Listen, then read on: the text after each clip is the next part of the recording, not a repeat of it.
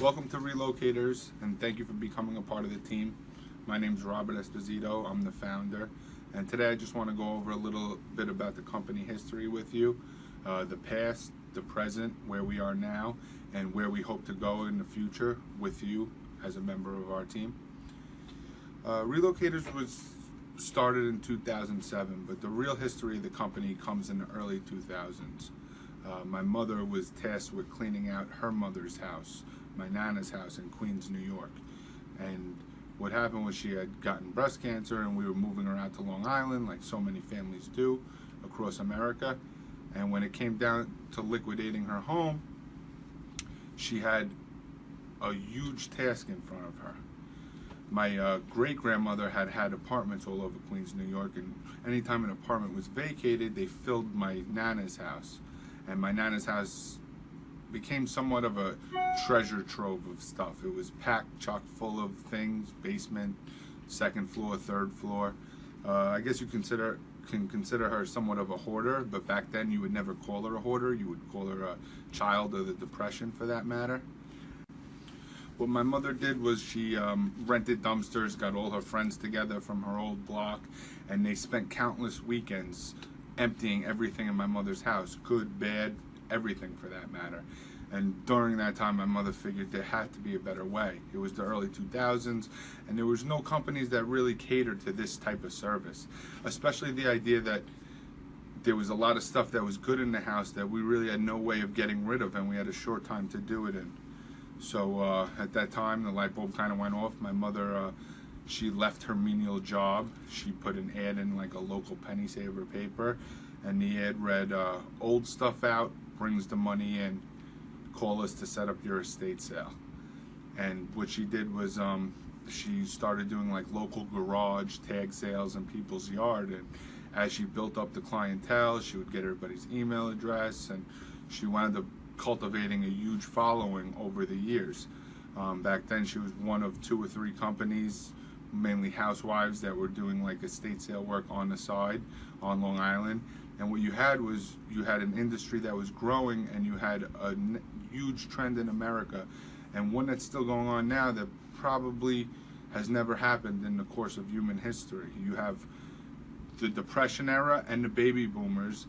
They're all downsizing, and you have this millennial generation who doesn't want anything. So you have these generations of stuff that needs to be removed out of houses, and then to back it up, you have a generation of minimalists who don't want the break front and don't want the fine fancy dishes for holidays, and they only want minimal furniture. So the course of the business went with what the course of is going on in America right now.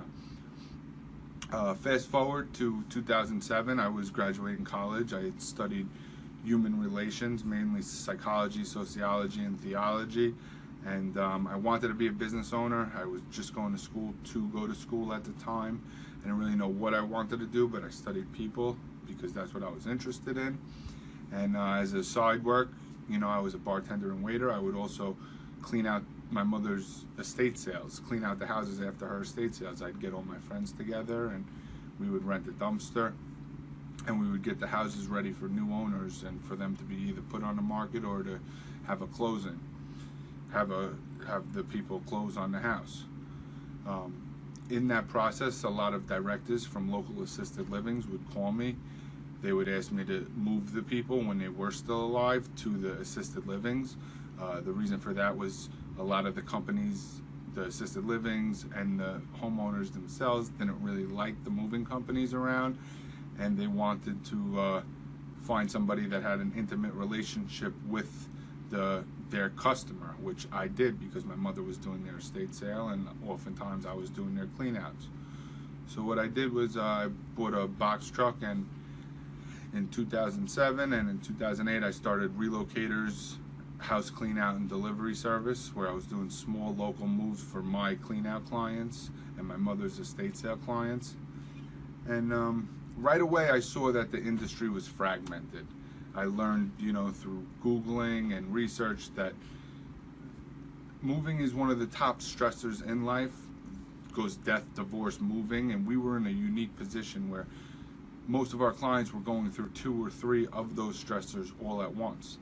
And the industry is fragmented in the way that you have a moving company that'll also do storage, you have junk removal companies, some that'll do small deliveries, you have estate sale companies, some do clean outs, and you have storage companies that'll allow you to rent a truck to do your move. But you really don't have a company that handles the meat and potatoes, so to speak, of the entire process. So my goal right from the beginning, if I was to grow this thing, would be to create a company that can really cater to the clients and help them through what was a very stressful transition for them.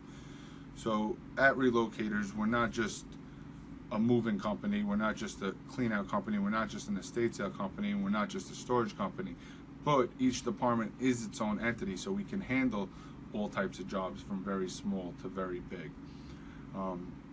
Between 2008 and 2015, we saw a lot of growth, mainly as I grew up between 2012 and 2015.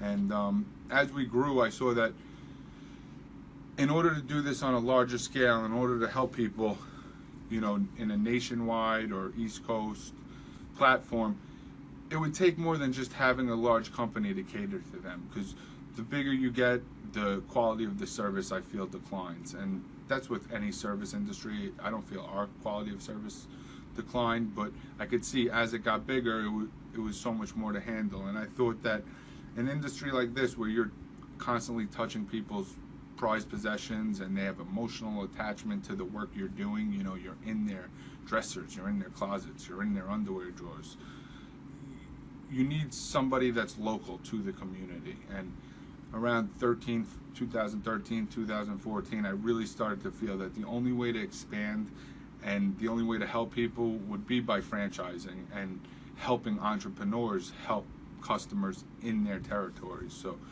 where we want to go with this is we want to create a system that is, number one, very lucrative for business owners as yourself, and it gives you a community atmosphere and a community-based company to go and help people in your community, and we want to replicate that across the U.S. Again, I'm Robert Esposito.